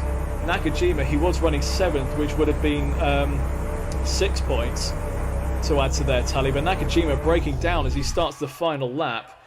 And, well, another gearbox issue, so this track being quite difficult on the gearboxes. They do a lot of gear changes as they go around the 1 minute 50 lap, and not really doing Onyx any favours there. Meanwhile, at the front, we are halfway around the final lap here. The gap is back down to 1.8 seconds again. But Chris, it looks like Van Dorn has done enough to keep hold of his maiden Grand Prix World Series victory. It does seem it is, as he's now in the last sector. What's been that's interesting is that Frines nearly got Verne on the first sector going in this final lap of this race, but I don't think Frines has got it, unfortunately, so he's missing out on the top 5. So, round the final corner, it's going to be a second victory of the season for Simtek and a first on his return for Stoffel Van Dorn. Stoffel Van Dorn wins the League 1 Yeongam Grand Prix. An absolutely fantastic returning performance there by the Belgian racer. Scott Woodward will be so happy that he brought him back into the fold. Nico Hulkenberg, try as he may, he comes home in second place. There's still a good haul of points there for the German for Arrows. And speaking of Arrows, Kamui Kobayashi slowing on the last lap. He's got a loose wheel. So it's all kicking off for the Japanese contingent of this race. We've got Takuma Sato just crossing line in P3, but on the last lap, his countryman Kazuki Nakajima out with a gearbox issue, and Kamui Kobayashi out with a loose wheel. And that is not going to do Emma Butterworth's championship hopes any favours whatsoever. She's just brought home 18 points for Hulkenberg in P2. She would have loved to have added to that with Kobayashi in P9, but not to be for the Japanese. He is out. So, Sato has come home in third place ahead of Antonio Felix da Costa. Jean-Eric Verne, some well-needed points for him in P5, his first points of the season. Fraines, not quite close enough to Verne. He was less than a tenth off of Verne at the end, so photo finish between those two, but Verne holds on to 5th place. Magnussen gets a good haul of points for AGS in 7th place. Alex Albon also adding to AGS's tally in 8th place, so double points finish there for Phil Kinch. He will be happy with that. Thiago Montero, 2 points for Midland, and Brendan Hartley, the vice champion, gets on the board with a point in P10. So, gentlemen, a fantastic race there, and Stoffel Van Dorn, what a drive from him on his return to the series, Chris. Yeah, I'm very impressive, and I think Scott certainly can say that he can stick with these two drivers now. Especially Scott Dixon was done the rotten bit of bad luck whilst those two were right at the front. So I think Scott could take these two going forward and feel very confident about what he's got. Now, Tom, I know there's a lot of hypotheticals that go in Formula 1. Would Hulkenberg have caught him without the mistake? I don't think so. I think Van Dorn had it covered. I think catching's one thing, but it's just where do you pass him? That's the only thing. And I just don't think Hulkenberg had enough time anyway. So I don't think he'll be too disappointed with it. And I think that second place finish has helped his championship chances very much. So Hulkenberg will look back on this race as a championship defining moment for him. So, confirming the results, Stoffel Van Dorn wins ahead of Nico Hulkenberg. Takuma Sato, his first podium in third. Championship leader, Da Costa in fourth, probably not the championship leader anymore. Then we have Verne, Fraines, Magnussen, Albon, Montero and Hartley rounding out the top 10. Paul Di Resta in 11th ahead of Sebastian Buemi. Pedro Della Rosa and Felipe Nasr bringing Prost a double finish in 13th and 14th. Pietro Fittipaldi 15th for BMS Scuderia ahead of Jeff Gordon. Nakajima and Kobayashi both retiring on the last lap of the race. And then the proper retirees, Sarlo, Lotterer, Calderon, Dixon, Christensen, Verstappen, Di Silvestro and Marco Andretti. But Buemi, he gets a point for the fastest lap there. So an additional point there for the BAR team to add to Verne's 10 from 5th place. So, gentlemen, another fantastic Grand Prix World Series victory, Grand Prix World Series race there, sorry. Had us on the edge of our seats all the way through. And we had Tom's opinion about whether Hulkenberg might have caught Van Dorn there without the mistake. Do you agree with him, Chris? He would have got very close. Bear in mind that Van Dorn had more grunt on the straights It would have been very difficult. I personally think he would have passed him eventually, but we won't know now. we won't know now. No, I mean, what's happened has happened, and congratulations to Scott Woodwis. He was a man who was very dejected at the end of Season 1. He had a lot of pace in his cars, but just didn't have the luck at all, and he was just about ready to give up on it, but he was convinced to stick with the team into Season 2, and so far, 2 wins from 4 races, 1 each for his drivers of Scott Dixon and Stoffel Van Dorn, who wins on his return to the Grand Prix World Series. And Tom, Scott made the decision to replace Van Dorn at the end of last season with Jamie Whincup and then went back on that decision for this race. He must feel justified in that decision now. Well, he'll be probably thinking, why did he drop him in the first place? That's my take on it. I'll interject this now. The standings have been updated, and I can confirm that the leader is Takuma Sato on 45. Second place, Nico Hülkenberg on 44. Felix da Costa, 43. Oh, it's getting very close. We are only 4 rounds into a 16-round championship here, but that is getting interesting when there's only a few points covering the top drivers. The championship will continue into the next race, which will be at Fuji in Japan. So that will be a home race for our new championship leader, Takuma Sato. It's also a home race for Kamui Kobayashi, a race winner, 2-time race winner in the Grand Prix World Series, and also for Kazuki Nakajima, who will hope to add to the podium he picked up in Adelaide. So, gentlemen, Chris Kavanagh, Tom Cairns, thank you very much for joining me in the commentary box. It's been another fantastic Grand Prix World Series race. We thoroughly enjoyed it. We hope you guys have at home as well. I'm Topher Smith. Join us next time when we race around Fuji. Thank you very much.